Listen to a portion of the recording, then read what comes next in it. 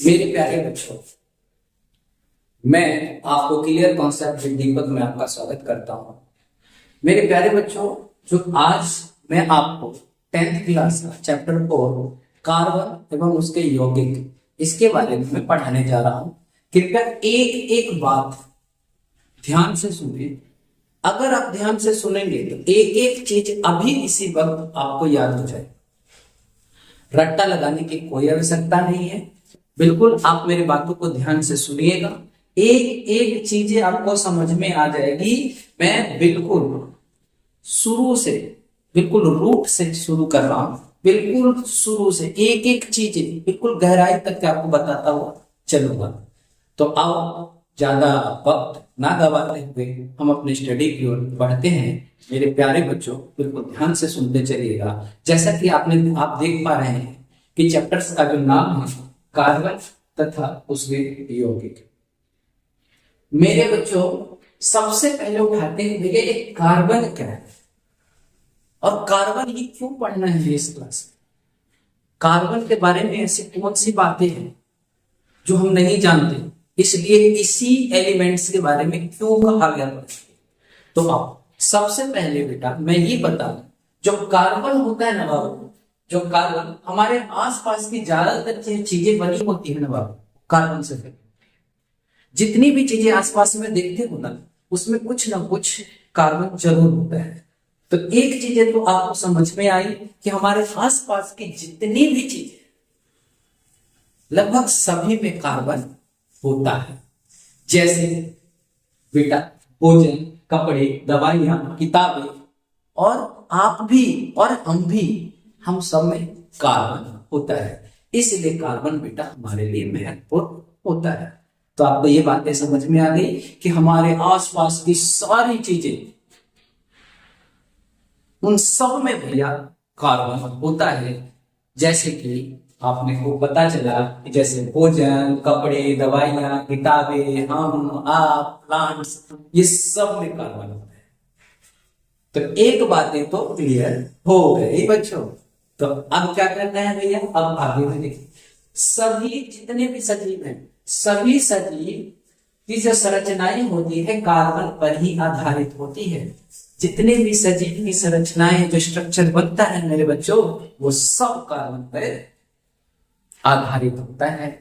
तो ये भी बात है समझ में कि भैया जितने भी सजीव, जितने भी लिविंग चीजें आप देख पा रहे हैं, वो सब कार्बन की संरचनाओं पर आधारित होता है। अगर हम बात करें बच्चों, एक देखा बहुत ही गूढ़ रहस्य है। ये कार्बन जो है ना, हमारे एनवायरनमेंट में, हमारे क्रस्ट में बहुत ही कम है। और बहुत कम होने के बावजूद भी ये इसका बहुत बड़ा है। जैसे अगर हम कहते हैं कि प्रकृति में जो इसकी मात्रा होती है बेटा बहुत ही ज्यादा कम है। अगर हम बात करें भूपट्टे में, तो खनिज के रूप में मात्र 0.02% उपस्थित है।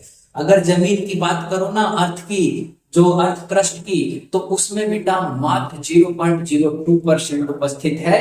और अगर बात करो वायुमंडल की, तो बेटा उसमें भी बहुत कम है। कार्बन डाइऑक्साइड के रूप में 0.03% उपस्थित है।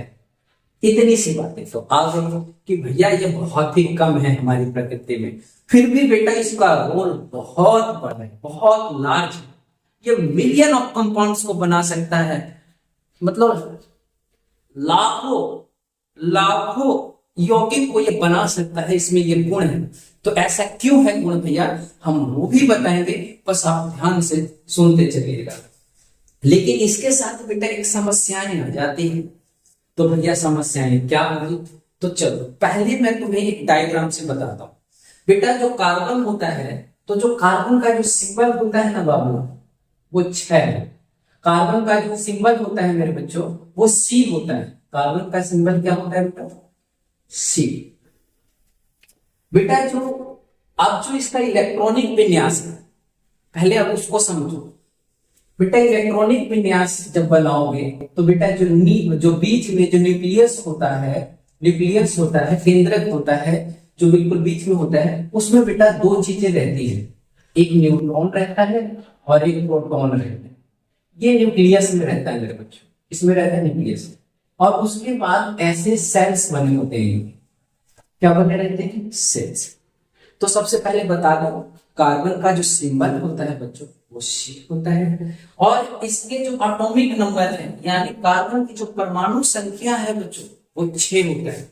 परमाणु संख्या कितना होता है, 6। और जैसे ही आप इसका इलेक्ट्रॉनिक विन्यास बनाएंगे तो बेटा इलेक्ट्रॉनिक जैसे ही विन्यास बनाते हैं तो पहले सेल में 2 इलेक्ट्रॉन्स और उसके अगले वाले में बचे हुए जो भी बचा हुआ रहेगा वो हर सेल, पहला सेल छोड़ के हर अगला सेल चाहता है कि मैं ऑक्टेट बनाऊं, कम से कम 8 इलेक्ट्रॉन उनके पास होने चाहिए।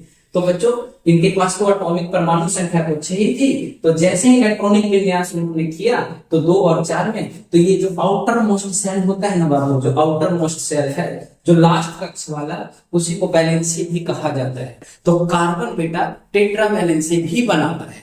तो मेरे बच्चों जो आउटर मोस्ट यानी जो संयोजकता उसकी होगी यही उसकी संयोजकता कहलाती है बच्चों।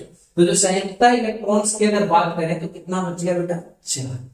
इलेक्ट्रॉन की संयोजकता कितनी हो गई, 4। तो पहले सेल में कितना होना चाहिए, 2। तो हम डाल दिए कि लो सर 2 इलेक्ट्रॉन यहां हो गए और बाकी जो बचे हैं वो इधर हो गए। अब ये वाली बातें तो आपको समझ में आ गई। अब इनके साथ भैया दुविधा क्या है, समस्या क्या है, तो समस्या यही है कि आउटर मोस्ट सेल कहता है पहले सेल को छोड़ करके कि मैं ऑक्टेट बनना चाहता हूं। अब इसकी संयोजकता बेटा 4 है, तो इसके पास 2 कंडीशन आते हैं, या तो अपने इलेक्ट्रॉन्स को किसी को दे दे, त्याग कर दे, या तो 4 और किसी से ले ले। ये 2 कंडीशन आते हैं। लेकिन अगर वो देता है तो क्या हो सकता है और अगर लेता है तो क्या हो सकता है, ये बातें आपको पकड़ के चले। अगर आपने ये पकड़ लिया तो 100% आपको समझ में आ गया।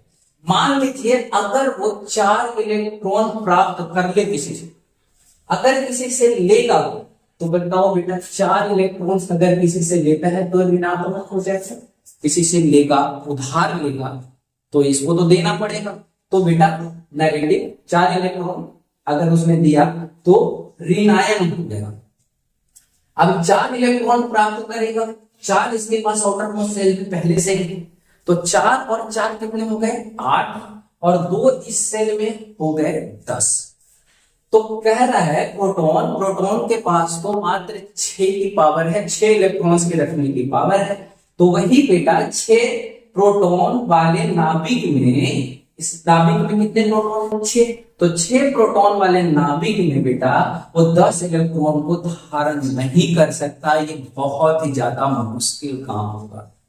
भैया ऐसा क्यों होगा, क्योंकि बेटा उसके पास शक्ति मात्र 6 की रखने की है, आप उसको 10 दे दोगे तो कैसे झेलेगा, नहीं झेल सकता, इस वजह से वो नहीं रह सकता। तो एक चीज तो सिद्ध होगी कि भैया वो प्राप्त नहीं कर सकता। दूसरी, भैया वो खो दे दे किसी को, डोनेट कर दे।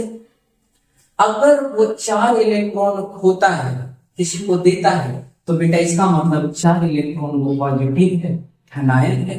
अगर वो खोता है तो क्या होता है, अगर 4 इलेक्ट्रॉन को खोने के लिए अत्यधिक ऊर्जा की आवश्यकता होगी, क्योंकि जो न्यूट्रॉन है ना बाबू, इसको टाइटली कस के पकड़ के स्ट्रॉन्गली पकड़ के रखता है, बहुत पावर इसकी जरूरत है। तो वही से इसलिए कह सकते हैं हम कि 4 इलेक्ट्रॉन को अगर खोएगा तो उसके लिए अत्यधिक ऊर्जा की आवश्यकता होगी, तो ये भी संभव नहीं है। तो इसका मतलब ये हुआ से क्या भैया कि ना तो वो दे सकता है और ना ही किसी से ले सकता है। तो क्या करेगा भैया, तो भैया वो बनाएगा सहसंयोजी आबंध, वो शेयर करेगा बस इलेक्ट्रॉन से।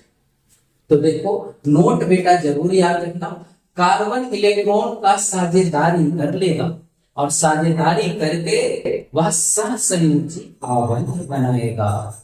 तो सहसंयोजी आबंध आपको समझ में आया, कार्बन बेटा सहसंयोजी आबंध बनाता है। अब यह सहसंयोजी आबंध क्या होता है तो इसके बारे में भी आगे चर्चा करते हैं और आपको डिटेल से एक एक चीज आपको समझाते हुए चलेंगे। मुझे आशा नहीं, पूर्ण विश्वास है कि आपको समझ में आ जाएगा। क्लियर है बच्चों?